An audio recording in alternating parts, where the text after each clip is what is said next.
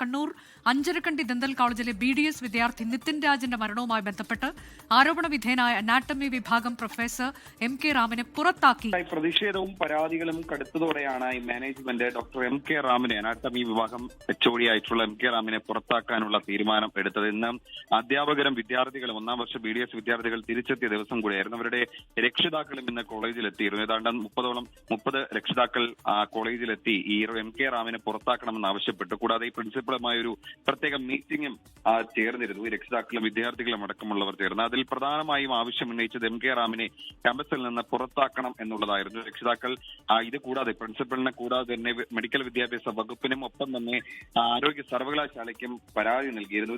ഇതിന്റെ എല്ലാം അടിസ്ഥാനത്തിൽ കൂടിയാണ് MK റാമിനെ പുറത്താക്കാനുള്ള ഒരു തീരുമാനം മാനേജ്മെന്റ് നിലവിൽ സ്വീകരിച്ചിരിക്കുന്നത്.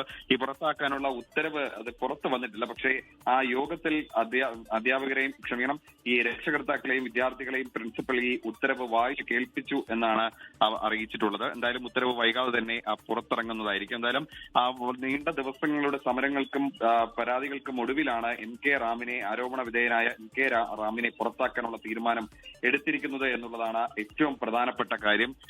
ഏപ്രിൽ 10-നാണ് തിരുവനന്തപുരം സ്വദേശിയായിട്ടുള്ള നിതിൻ രാജ് മെഡിക്കൽ കോളേജിന്റെ കെട്ടിടത്തിൽ 3-ാം നിലയിൽ നിന്ന് ചാടി ആത്മഹത്യ ചെയ്തു. അതിന് പിന്നാലെ യുവജന വിദ്യാർത്ഥി സംഘടനകളുടെ നിരന്തര പ്രതിഷേധ പ്രകടനങ്ങൾ നമ്മൾ കണ്ടതാണ്. ഇന്നും അവിടുത്തെ എല്ലാ വിദ്യാർത്ഥികളും ക്ലാസുകൾ ബഹിഷ്കരിച്ച് പ്രതിഷേധം നടത്തിയിരുന്നു. MK റാമിനെ പുറത്താക്കുന്നതുവരെ ക്ലാസുകളിൽ കയറില്ലെന്നും ധർണ നടത്തുമെന്നും വിദ്യാർത്ഥികൾ ആഹ്വാനം ചെയ്തിരുന്നു. കൂടാതെ ഈ മാനേജ്മെന്റുമായിട്ട് ഒരു ആശയവിനിമയം നടത്തണം തുടങ്ങിയ കാര്യങ്ങൾ ഉന്നയിച്ചുകൊണ്ടൊരു 5 ആവശ്യങ്ങളും ഈ മാനേജ്മെന്റിന് പ്രിൻസിപ്പലിന് നൽകിയിരുന്നു. ഇതിന്റെ അടിസ്ഥാനത്തിൽ കൂടിയാണ് ഇപ്പോൾ നിർണായകമായിട്ടുള്ള ഒരു തീരുമാനം വന്നിരിക്കുന്നത്.